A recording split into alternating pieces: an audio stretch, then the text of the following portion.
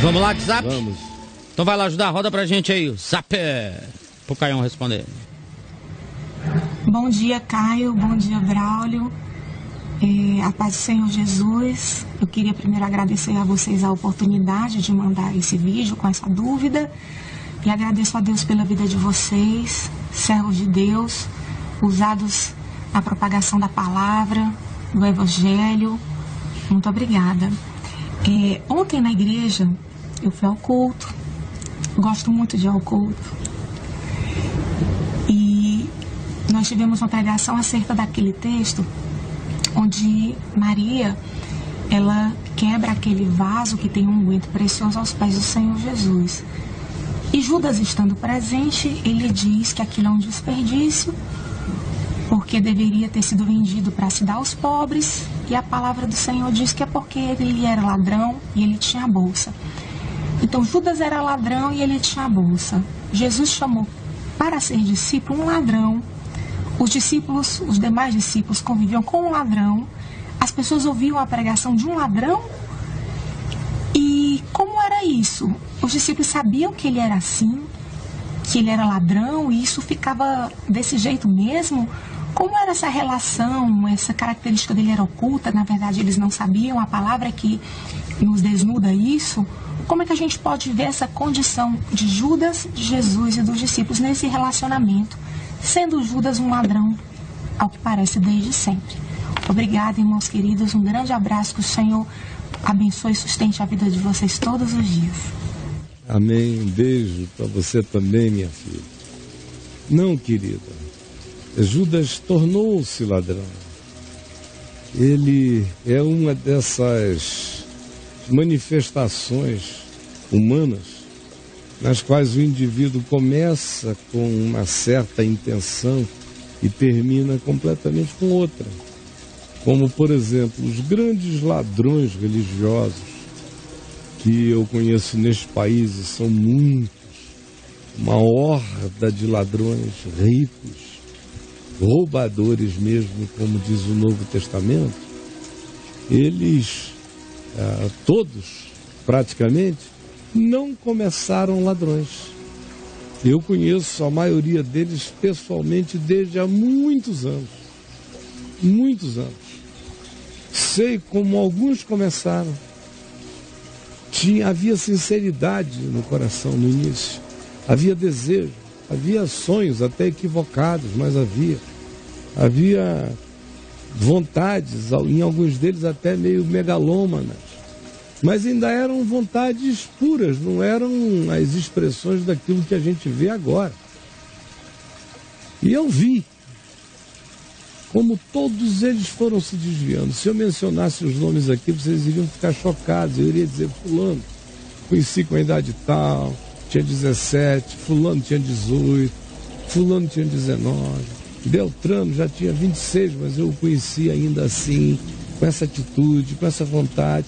E vocês iriam ficar chocados de ver como eles foram se Judas iscariotizando no processo.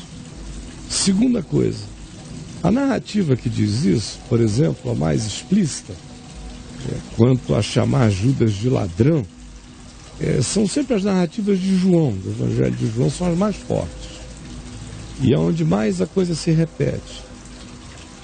O Evangelho de João foi escrito, querido, mais ou menos uns 60 anos depois de Judas Iscariotes ter morrido. Judas já era history. Judas já era interpretado há muito tempo. Eles não conviveram com um ladrão. Havia um ladrão no convívio deles que eles só vieram a reconhecer como ladrão depois que ele se manifestou como ladrão e traidor. Depois disso é que a leitura foi feita pelos apóstolos que foram companheiros dele. É sempre uma leitura a posteriori. Senão seria cinismo absoluto, seria calhordice, seria sacanagem de Jesus, do Evangelho. Não, ele não chamou um ladrão, ele chamou um homem chamado Judas, provavelmente o mais intelectual do grupo, o mais academizado, o mais instruído daquele grupo, o mais politizado, provavelmente o que tivesse o melhor arcabouço de entendimento sociopolítico econômico do que estava acontecendo na região, e carregava ideologias, e não era o único que tinha as suas ideologias messiânicas. Simão Zelote também era discípulo, apóstolo. O nome Zelote é porque ele tinha feito parte do partido dos Zelotes, que era um partido hiperradical de esquerda, que frequentemente praticava atos violentos em nome do seu zelo espiritual fanatizado. Mas Jesus o chamou e ele foi se educando no Evangelho, mas o apelido de Ozelote ficou. Parece até como uma manifestação de ironia relacional. Simão Zelote, Simão o MST. Olha. O cara chegou e foi sofrendo alterações de percepção. Alguns sofrendo por bem. Você vê como é que Pedro chega. Chega todo maluquinho, né? Pedro chega muito maluquete. E devagar ele vai se tornando sóbrio. Uns chegaram duvidosos. Devagar foram se aprofundando na consciência. Uns chegaram comovidos pelo perdão que tinham recebido, como Mateus, que se comparava com aquilo tudo e provavelmente estivesse numa crise de angústia enorme por causa das culpas pessoais que carregava. E olha Jesus passar todo dia e ouve o que ele diz, até que um dia Jesus, que o sabe desde sempre, passa por ali, chama-o pelo nome e diz: me segue, vem comigo. E o cara largou tudo e foi. Foi um acontecimento instantâneo? Não, foi processual. Aconteceu no instante, foi a decisão de, em sendo chamado, ir. E você veja que o evangelho dele, como ele era um cara ali que lidava com números, ele era um coletor de impostos, matemático, economia. O evangelho dele é onde que tem as parábolas mais cheias de número, economia, matemática, citações desse tipo. De Lucas também tem, mas Mateus e Lucas são fartos. Mateus é abundante nisso. Imposto, questões relacionadas a isso. Tributárias aparecem mais em Mateus. Uhum. Então, é processo para o bem na vida dele. Cresceu. João, como era o apelido de João? E do irmão dele, Tiago? Que Jesus botou? Estouradinho. É assim que Jesus os chamava, de estouradinhos. Meus estouradinhos, venham cá. Chamava-os de Boanerges, que significa filhos do trovão. Porque os caras, aquele João que botava a cabeça no peito de Jesus, que em relação a Jesus era aquela mansidão, era capaz de supetão dizer: tu queres que eu mande descer fogo do céu para consumir os samaritanos? Ele que conclui a vida sabendo que Deus é amor, viveu um processo até chegar lá. Uhum. O dele foi para o bem.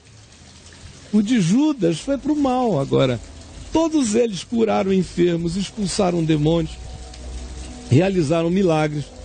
Judas Iscariotes estava entre aqueles 70 que Jesus enviou de cidade em cidade. Alguém foi o par dele naquela viagem. Ele também voltou alegre porque os demônios se lhe submetiam. Então, querida, quando é que aquilo começou?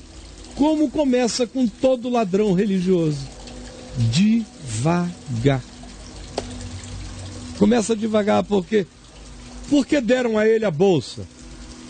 Porque certamente ele tinha maior capacitação e interesse contábil em preservar aquilo. Por isso deram a ele naturalmente tal incumbência.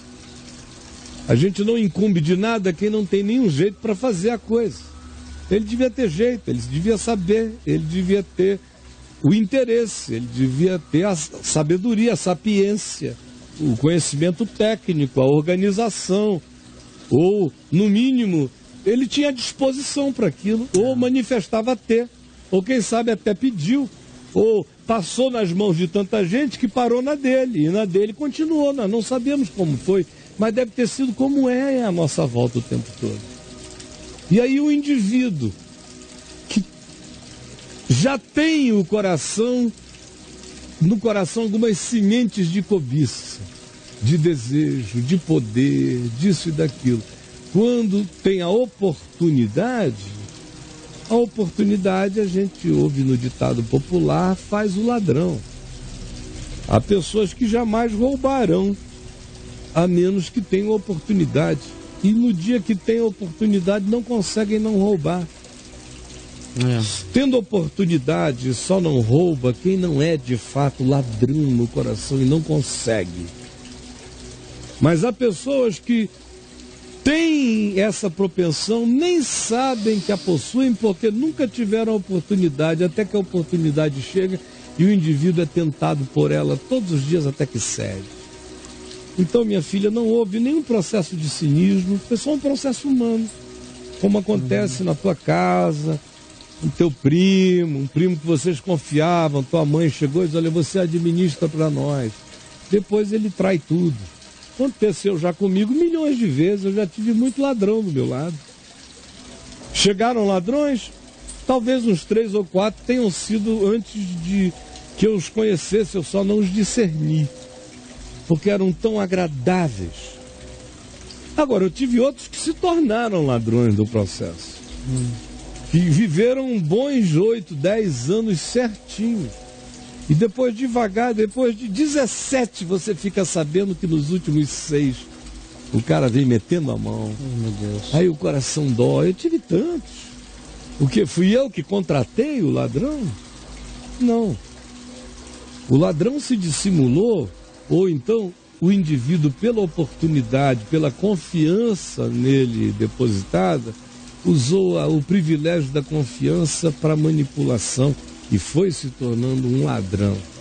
Aqui entre nós, é a credulidade do povo o que mais circunstancializa o surgimento dos ladrões religiosos. É só isso, minha filha. Beijo para você, viu? Entre lá no caiofábio.net, escreva a palavra bálsamo, nardo, Judas Iscariotes. Tem muito texto meu sobre Judas no caiofábio.net.